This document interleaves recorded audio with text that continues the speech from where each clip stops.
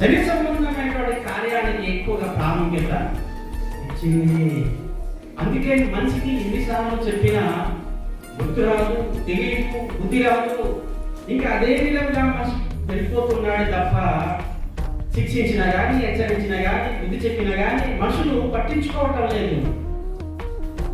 శాశ్వత కాల జ్ఞానం ఎవరైతే జ్ఞాపకం చిత్తపరచాలని బయటికి తీయాలి, దేవుని కోసం వాడాలి, దేవుని కోసం ఆ కార్యక్రమం చెయ్యాలి అని ఇష్ట, భక్తి, ఆశ, పట్టుదల, దేవుడు అంటే ప్రేమ, ఆయన గురించి నేను చెప్పలేకుండా ఉండలేను, ఆయన ఈ భూమి మీద ఇచ్చిన జీవితమే ఇది, అలాంటి జీవితం చేయకపోతే వృధా, వేస్ట్, కాబట్టి ఆయన దగ్గర వెళ్తే నేను ఏం తీసుకెళ్ళాలి, ఏం పట్టుకెళ్ళాలి అనేటువంటి విధంగా ప్రతి మనిషి ఈ భూమి మీద ప్రాణం ఉండగానే తెలుసుకోవాలి, గ్రహించాలి.